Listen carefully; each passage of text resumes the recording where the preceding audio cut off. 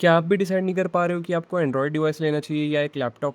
What if there was a way you could get both? Behold the Unihertz Titan 2।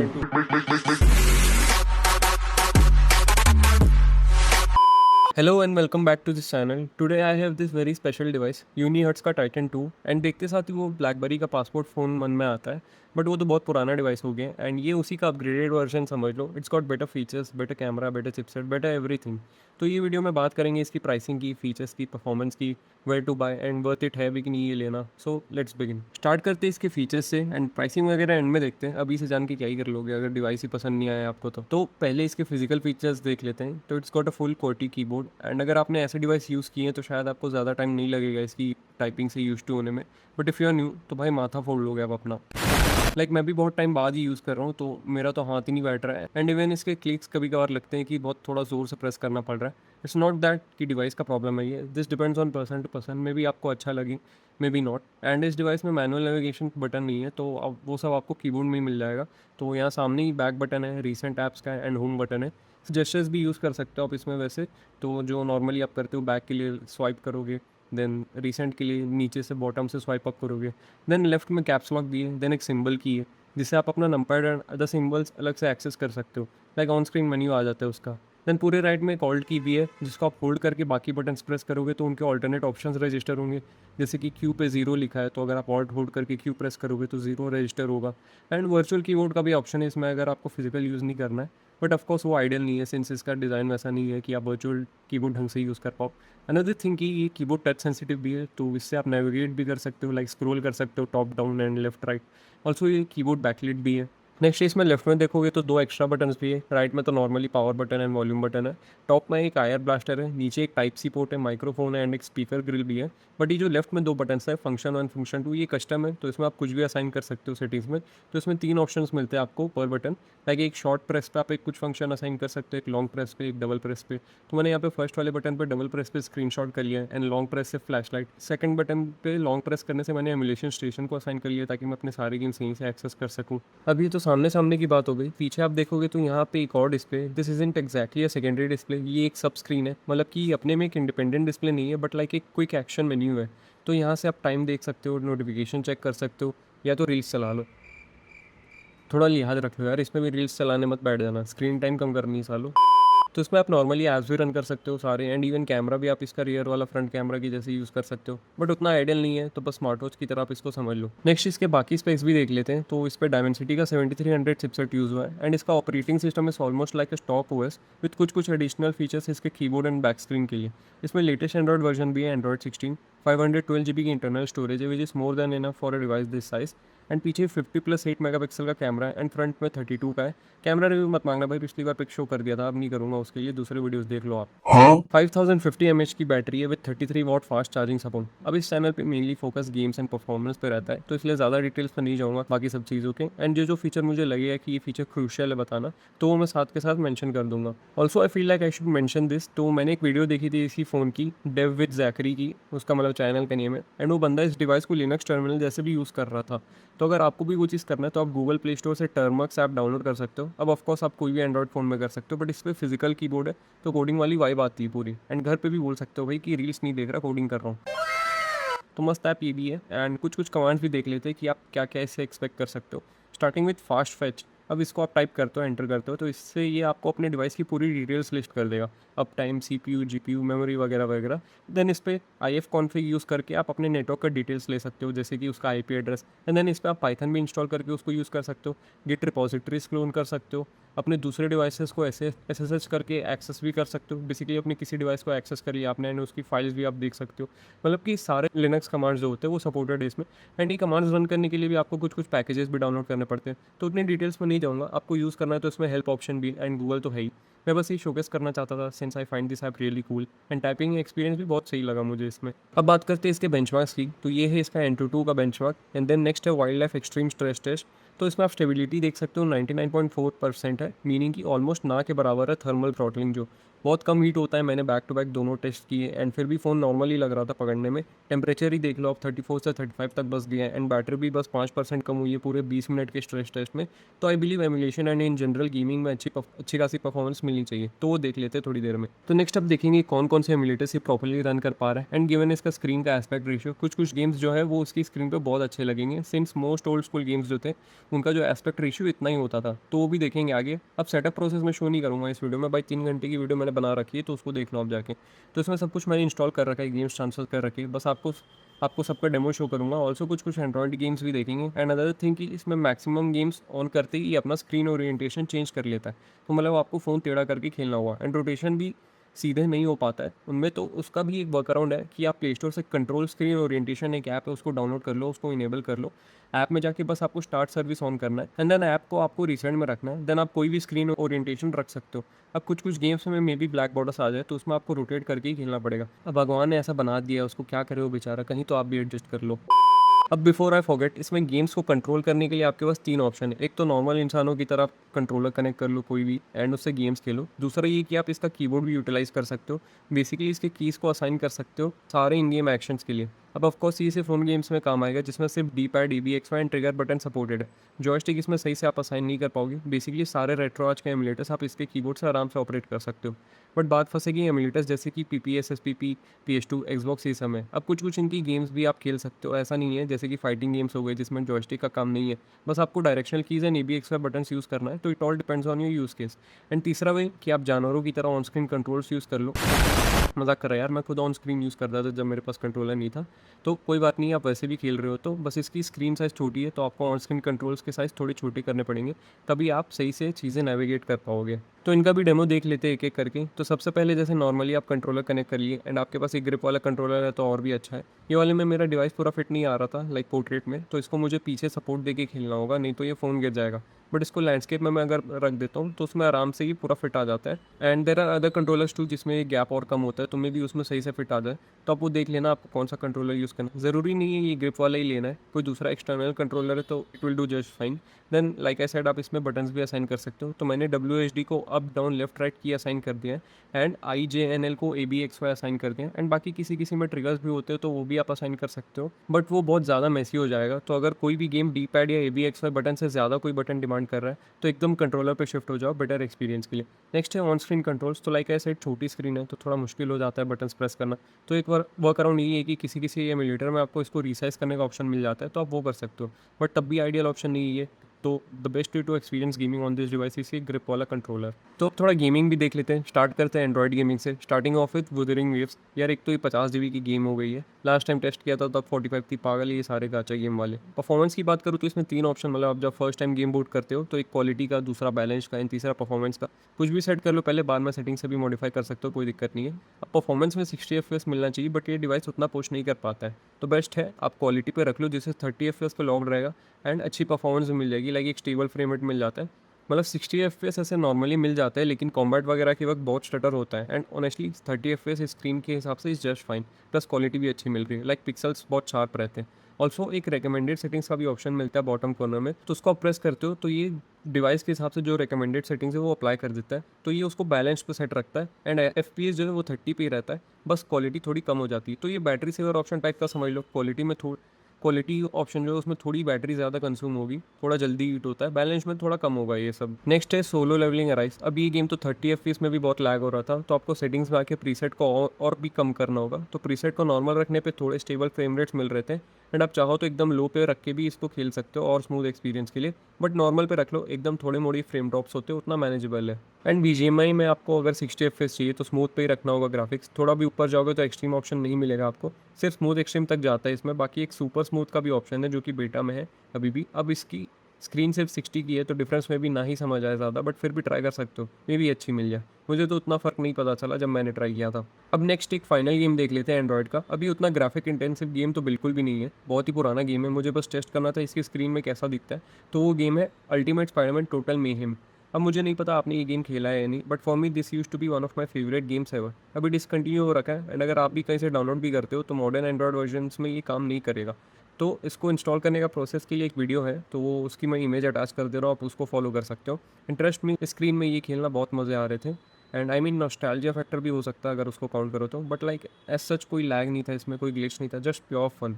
तो do give it a shot. और finally देखते हैं emulation performance starting with रेट्रोआर्च। अब since रेट्रोआर्च में mostly light weight games ही होते हैं तो इसकी सारी गेम्स तो इसमें बिना किसी इशू के चल जाएगी। एंड कुछ कुछ सिस्टम जैसे N64 और ड्रीमकास्ट में आप रेजोल्यूशन भी चेंज कर सकते हो। एंड जैसे मैंने मेंशन किया था थोड़ी देर पहले, तो इसका एस्पेक्ट रेशियो वो डब्बे वाली टीवी जैसा है, तो पूरा प्रॉपर फिट आती है इसमें गेम्स।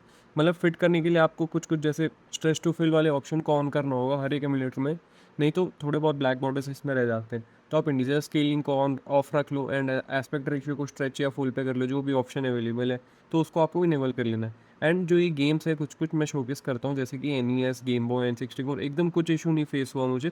तो आपके पास ये डिवाइस है या सिमिलर चिपसेट वाला भी डिवाइस है तो बहुत अच्छा एक्सपीरियंस रहने वाला है इसमें। नेक्स्ट है PS1 का। इसकी भी आप कोई भी गेम चला लो, एकदम परफेक्ट गेम प्ले एक्सपीरियंस है। एंड इसमें तो आप रेजोल्यूशन भी बढ़ा के देख सकते हो कि कितना आप डिवाइस को पुश कर सकते हो। अगर कोई 1080 या 4K एक्सटर्नल मॉनिटर में आप डिवाइस को कनेक्ट कर लो एंड गेम आप स्केल भी कर लो तो भी ये आराम से चल जाएगा। 1080p तो पक्का से चल जाएगा। 4K में आपको थोड़ा थोड़ा देखना पड़ेगा कौन सा गेम सही से चल रहा है कौन सा नहीं, सिंस सारे गेम्स 4K में 60 FPS नहीं दे पाएंगे। नेक्स्ट है NDS एंड 3DS की गेम्स। तो इसमें भी दोनों में बहुत अच्छी परफॉर्मेंस मिली। NDS में थोड़ी ज़्यादा अच्छी मिली सिंस 3DS से कम डिमांडिंग है वो। बट इशू यही है कि स्क्रीन साइज़ बहुत छोटी है इस डिवाइस की एंड दोनों कॉन्सोल्स दो स्क्रीन को यूटिलाइज़ करते थे, तो दोनों स्क्रीन इसी एक सिंगल में फिट करके खेलने से दोनों स्क्रीन को इनफ जगह नहीं मिल रही थी। I mean game more than payable है बट चीज़ें सही से विजिबल नहीं है, लाइक मेन्यू स्क्रीन, डायलॉग्स, ये सब। नेक्स्ट है डॉल्फिन एमुलेटर। अब इसमें भी परफॉर्मेंस बहुत अच्छी मिल रही थी, लाइक 50 to 60 एवरेज एफपीएस मिल रहे थे। बट इसमें इशू है कंट्रोल्स का। आपको पता होगा तो वी कंसोल जो है वो मोशन कंट्रोल्स यूज़ करता है बहुत, तो उस मोशन को बटन्स के थ्रू ऑपरेट करना बहुत मेसी हो जाता है। तो इसके लिए आपको गेम के हिसाब से अलग अलग कंट्रोल्स के कॉन्फ़िगरेशन गूगल या रेडिट पे ढूंढने होंगे। एंड इसमें आप अलग अलग प्रोफाइल भी क्रिएट कर सकते हो, हर एक गेम की अलग प्रोफाइल बना लो एंड उसके हिसाब से कंट्रोल सेट कर लो।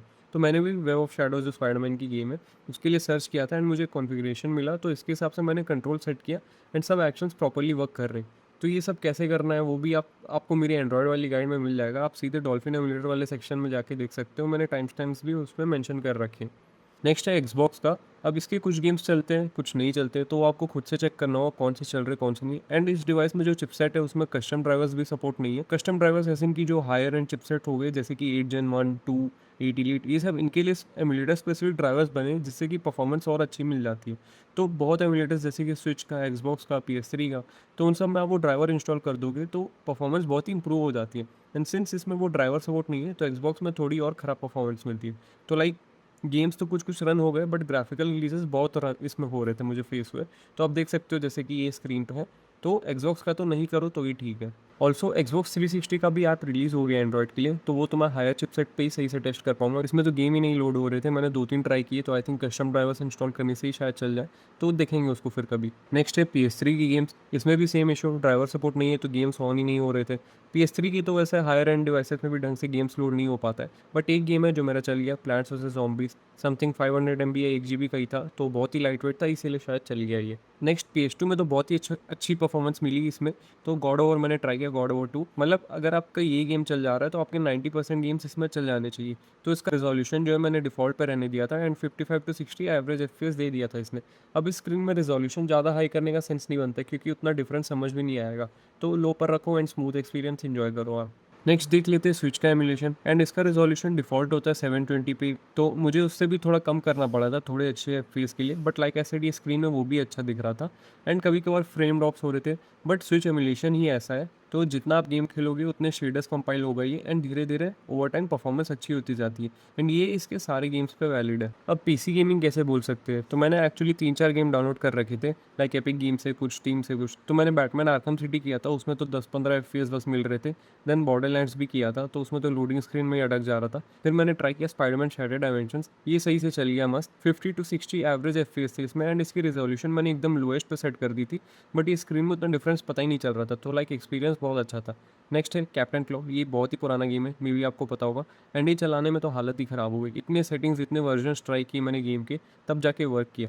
एंड इसमें भी सेटिंग्स पूरा लो रखा था मैंने, तब जाके पूरे स्क्रीन को कवर कर पा रहा था, नहीं तो ब्लैक बॉर्डर्स आ जा रहे थे। एंड इसमें आप चाहो तो गेम स्ट्रीमिंग भी कर सकते हो, तो मैंने आर्टिमिस ऐप इंस्टॉल किया था विंडोज़ गेम स्ट्रीम करने के लिए। मीनिंग गेम मेरा एक्चुअली मेरे पीसी में रन हो रहा है एंड मैं उसको इससे स्ट्रीम कर रहा हूँ। तो इसमें एस्पेक्ट रेशियो के 2-3 ऑप्शन थे, बट ये वाला जो मैंने अभी सेट किया है यही एक था जिसमें पूरा गेम स्क्रीन पे कवर हो रहा था, नहीं तो बाकी ऑप्शन में थोड़ा-थोड़ा कट हो जा रहा था। तो ये भी सही से परफ़ॉर्म कर रहा है, कोई ग्लिचेस नहीं है, कोई इश्यू नहीं है, बस आपका वाईफ़ाई स्टेबल रहना चाहिए। एंड मैंने रिमोट प्ले भी ट्राई किया था। अब भाई इसमें तो एकदम ही कुछ सेटिंग्स ऑप्शन नहीं है, तो जो दे रहा है बस वही लो आप। फिज़िकल डिस्क बंद कर दिया, एटलीस्ट ऐप्स तो सही से बना लो। रिमोट प्ले की भी ऑल्टरनेट ऑप्शंस है जिसमें सेटिंग्स मिलती है आपको कुछ एडिशनल एंड बेटर परफॉर्मेंस भी मिलती है, तो उसके लिए मैं अलग से वीडियो लाऊंगा, मुझे भी उस पर थोड़ा रिसर्च करना होगा। और फाइनली देखते हैं एक अलग टाइप का एमुलेटर, मे भी आप लोगों को पता होगा बट मेरे लिए ये न्यू था। तो J2 लोडर, अगर आपको पता होगा, जो जावा के गेम्स आते थे पुराने बटन वाले फ़ोन्स में, उसका एमुलेटर है ये। एंड ये आप प्ले स्टोर से डायरेक्ट डाउनलोड कर सकते हो एंड इसके रॉम्स भी आप कहीं ना कहीं से ढूंढ ही लोगे। तो इसमें .jar फाइल सपोर्टेड है, तो आपको सीधे ऐप ओपन करना है, प्लस आइकन में टैप करना है एंड जार फाइल अपनी सिलेक्ट करनी है, देन वो गेम आपका इंस्टॉल हो जाएगा। देन उस पर आप टैप करोगे फर्स्ट टाइम तो कुछ कुछ सेटिंग्स आपको ये करने बोलेगा, तो डिफ़ॉल्ट पे ही छोड़ दो आप सबको। एंड आपको याद होगा तो इसके कंट्रोल्स नमपैड में ही थे, मतलब 6 से फॉरवर्ड, 4 से बैकवर्ड, 2 से जंप, वो सब।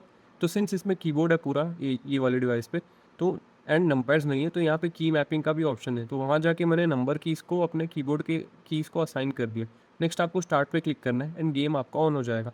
एंड गेम ऑन करने से आपके पास ऑन स्क्रीन कंट्रोल्स का भी ऑप्शन है, एंड ऊपर में 3 डॉट्स पे क्लिक करोगे तो आप वहाँ से लेआउट भी स्विच कर सकते हो, एंड चाहो तो ऑन स्क्रीन कंट्रोल्स को डिसेबल भी कर सकते हो। तो मैंने Prince of Persia and assassin creed download किया था, जो मैं सबसे ज़्यादा खेला करता था। एंड इसमें परफॉर्मेंस की क्या ही बात करूँ, इसमें लैग होने लगा तो भाई फ़ोन फेंको भी मत, जला दो सीधे।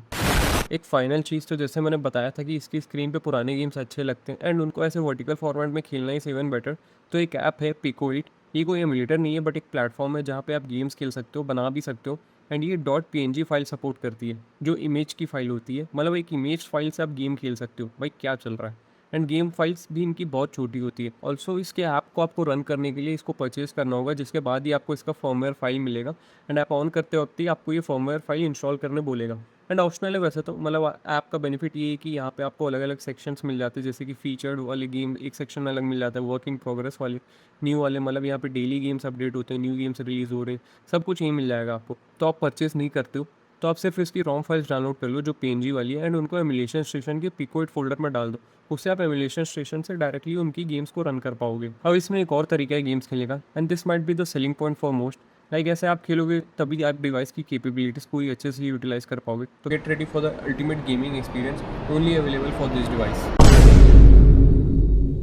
गेम परफॉर्मेंस आपको सामने स्क्रीन जैसी ही मिलेगी, बस कंट्रोल सही से काम नहीं करती ये स्क्रीन में, and for some reason screen में कंट्रोलर से गेम आप नहीं चला पाओगे। ऑन स्क्रीन कंट्रोलर्स ही बस काम कर रहे थे इसमें। अब थोड़ा बिना कमेंट्री के भी गेम प्ले देख लो आप साउंड के साथ, एंड कुछ कुछ एमुलेटर्स जो छूट गए वो सब भी मैं इसमें ऐड कर दूंगा, प्लस उनकी सेटिंग्स भी साथ के साथ मेंशन कर दूंगा।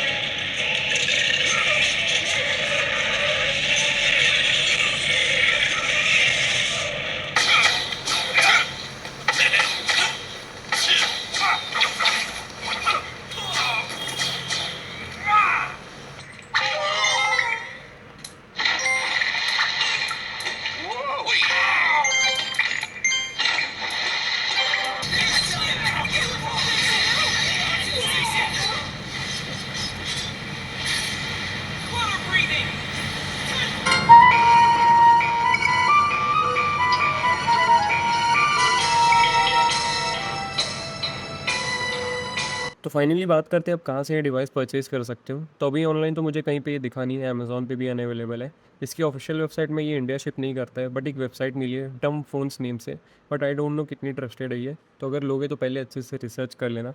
जस्ट अनदर वेबसाइट पर नेम से। तो इनसे मैंने कंट्रोलर मंगाया था 8-बिट 2 का, एंड कुछ 1 मंथ लग गया था उसको आने में। बस ये लोग चैट का रिप्लाई टाइम से कर देते हैं, लाइक अपडेट देते रहते हैं, एंड जो प्रोडक्ट्स इनकी वेबसाइट पे नहीं है जैसे कि ये फ़ोन, तो आप अलग से उनको मैसेज करके पूछ सकते हो, मे बी वो जुगाड़ करवा दें। बट वही है कि 50K का फ़ोन है, प्लस अलग से इनके चार्जेस भी रहते हैं, सो दैट्स दैट। तो बात करते हैं कि is it even worth it. तो देखो 50K प्राइस तो जस्टिफाई नहीं कर पाऊंगा, बहुत ही ज़्यादा महंगा है। प्लस स्टोरेज और रैम का मेन प्राइस है इसमें शायद से, सिंस 12 GB रैम है एंड 512 GB की स्टोरेज है। बाकी सिर्फ कीबोर्ड के लिए लेना तो एकदम वर्थ इट नहीं है। मैंने एक्चुअली मेरे होम टाउन के एक लोकल स्टोर से लिया था 30K का, एंड वैसी डील आपको मिलती है तो श्योर गो फॉर इट, क्योंकि उस प्राइस में it's a decent device, like definitely एक न्यू एक्सपीरियंस है। एंड 512 GB स्टोरेज अकेले ही प्राइस जस्टिफाई कर देगा। प्लस परफॉर्मेंस भी मोर देन इनफ है इसकी स्क्रीन साइज़ के हिसाब से, वो आपने देख लिया। पर्सनली मुझे बहुत ही अच्छा लगा ये, स्पेशली गेमिंग के लिए, लाइक लाइट वेट गेम्स के लिए, and this can also make for a good media player, like एक छोटी टीवी जैसा दिखता है। तो इसमें आप ओल्ड स्कूल एनिमे भी देख सकते हो। तो आराम से रिसर्च कर लो, वीडियो देख लो, डिसाइड कर लो लेना है या नहीं, एंड डिसाइड कर लेते हो तो कहाँ से लेना है भाई, वो मेरा प्रॉब्लम नहीं है। And that's about it for this video. If you made it this far, thank you so much for watching. And देखो, मैं यूजुअली तो ऐसे सब्सक्राइब करने नहीं बोलता हूँ। आई बिलीव कि वीडियो पसंद आएगी तो अपने आप ही सब कर देंगे, उतना बोलना नहीं पड़ेगा, बट कर दो यार।